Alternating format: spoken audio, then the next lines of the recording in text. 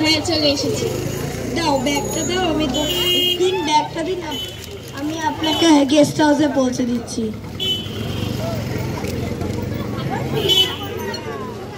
তুমি ভালো আছো? হ্যাঁ আমি ভালো আছি। তুমি ভালো আছো? আপনি ভালো আছেন? হ্যাঁ, আমার এই গ্রামে ঘুরতে এসে খুব ভালো লাগলো। হ্যাঁ, এই আরো ঘুরে দেখুন, আরো ভালো। ঠিক আছে। গেস্ট হাউস চলে এসেছে। দিদি এই যে আপনার ব্যাগ, আপনি আমি পাশের ঘরেই আছি, এটা আপনার ঘর, যদি দরকার পড়ে তাহলে আমাকে বলবেন। ঠিক আছে।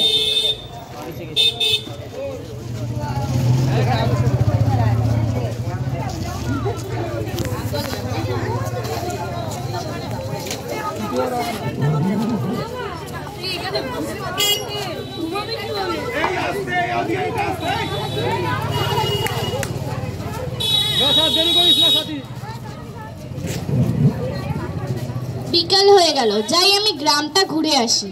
আমার এই গ্রামে আসার উদ্দেশ্যই হলো এই গ্রামের থাকা বায়ু, মাটি, জলের সঙ্গে ঈশ্বরচন্দ্র বিদ্যাসাগরের যে স্পর্শ আছে আমি তাই অনুভব করতে এসেছি।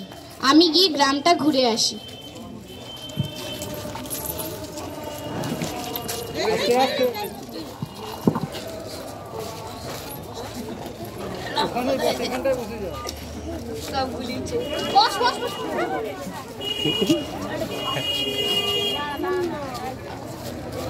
দিদি আপনি এটা কি করছেন? আমি এটা কাজ বলছি। আপনি কি করে করছেন? প্রথমে সূচের মধ্যে সুতোটাকে ভরিয়ে এখান থেকে দিয়ে এরকম করে টানবে। ও আচ্ছা, বাহ, এটা আপনি খুব ভালো করেই করলেন। আমরা শহরে থাকি, তাই আমরা এগুলো দেখতে পাই না। আপনি কি এই গ্রামে নতুন? হ্যাঁ, আমি এখানে ঘুরতে এসেছি। আচ্ছা দিদি আমি যাই, আমার অন্য কোথাও কাজ আছে।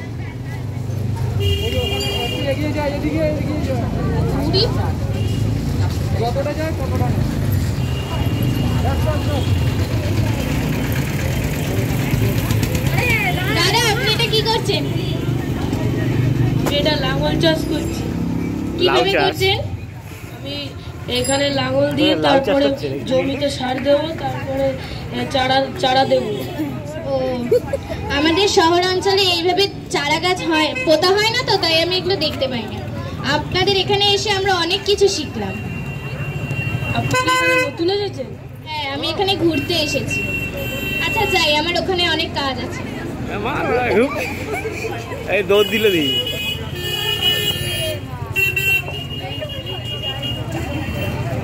দিদি আপনি এটা কি করছেন? মাঠের পুতুল বানাচ্ছি। দেখি কি করে করছেন। এটা আপনি এবার কি করবেন? আমি এটা রোদে শুকিয়ে পুড়িয়ে তারপর রং করে হাটে বিক্রি করব। ও, এইভাবে মাটির হাঁড়ি বানায়? আমি আপনাদের এখানে অনেক কিছু শিখলাম।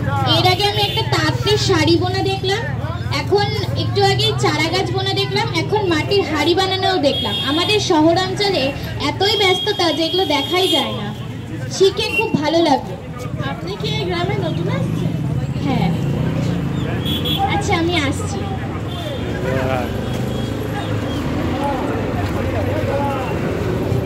এই কি করছে? মাইকটা দিয়ে চা বলছি। উল্টা রে। আরে শুয়ে পড়। বল বেড়া। সাগরকে মাইকটা দে।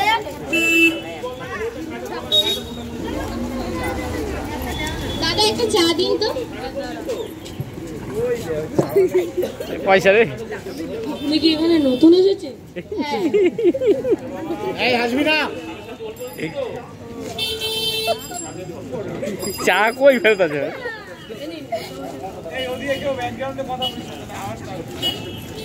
মা, আমি আজকে সকাল থেকে কিচ্ছু খাইনি, 2টি পয়সা দেবে, তাহলে কিছু কিনে খেতে পারতাম। ও আচ্ছা দাঁড়ান দিচ্ছি। হা হা হা হা হা। এই আপনি কি বাঙালি? আপনার নাম কি? হ্যাঁ, আমি বাঙালি। তা মশাই, আপনার পড়াশোনা কতদূর? আপনি কি একজন স্নাতক? না, আমি কলেজে পড়াই। ও, তাহলে তো স্নাতক নয়, স্নাতকোত্তর। তা বিদ্যার জাহাজ বললেই চলে। বুঝলে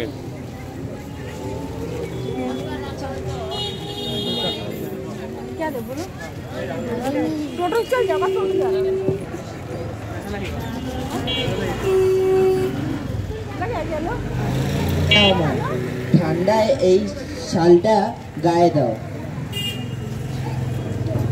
ধন্যবাদ বাবা। তুমি কি গায়ে দেবে? আমার লাগবে না, আমার থেকে তোমার এই শালটার প্রয়োজন বেশি, কারণ তোমার বয়স বেশি আর তাতে ঠান্ডাও তোমার বেশি লাগবে। ধন্যবাদ বাবা।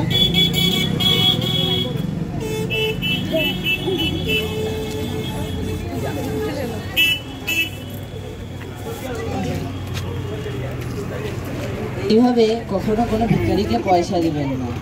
যদি কোনো ভিখারিকে পয়সা দিতেই হয় তাহলে সশ্রদ্ধার সাথে দেবেন, অশ্রদ্ধার সাথে না। ঠিক আছে।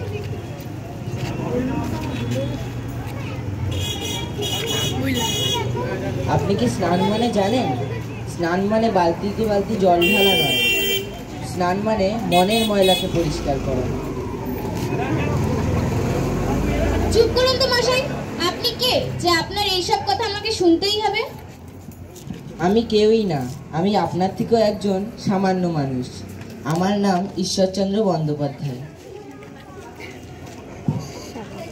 শুনুন শুনুন, এখন করবো। আপনি কি সেই ঈশ্বরচন্দ্র বন্দ্যোপাধ্যায় যাকে আমরা বিদ্যাসাগর বলে চিনি?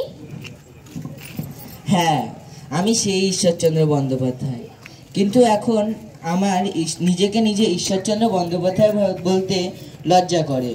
কারণ যখন আমি আপনাদের মতো শিক্ষিত লোককে কোনো ভিখারিকে এইভাবে পয়সা ছুঁড়ে দিতে দেখি, তখন আমার খুব লজ্জা বোধ করে। আমি বর্ণ পরিচয় বানিয়েছিলাম মানুষের মধ্যে ভাষার বিকাশ ঘটাতে, কিন্তু এখন আমার খুব কষ্ট হয় যে আপনার মতো একজন শিক্ষিত মানুষ কোনো ভিখারিকে এইভাবে পয়সা ছুঁড়ে দিচ্ছে। আমাকে ক্ষমা করে দিন। আমি তো এখানে ঘুরতে এসেছিলাম এবং এই সমাজের বায়ু, মাটি, জলের মধ্যে আপনার যে স্পর্শের অনুভব ছিল তা উপভোগ করতে এসেছিলাম। কিন্তু আমি কোনোদিনই ভাবতে পারিনি যে আপনি আমার সশরীরে আমার সামনে এসে দাঁড়াবেন আর আমার এমন ব্যবহার আপনাকে দুঃখ দেবে। আমাকে ক্ষমা করে দিন। উঠুন, আপনি আপনার ভুল বুঝতে পেরেছেন, এটাই অনেক। আপনি একটা কথা শুনুন। আপনি প্রথমত একটা মানুষ আর দ্বিতীয়ত একজন শিক্ষিকা, তাই আপনার থেকে এরকম ব্যবহার কেউই আশা করবে না। আপনার থেকেই আমাদের পরের প্রজন্ম অনুপ্রাণিত হবে, তাই এরকম কাজ আর কখনো করবেন না। আপনার এই প্রত্যেকটা কথা আমি মনে রাখবো। ধন্যবাদ।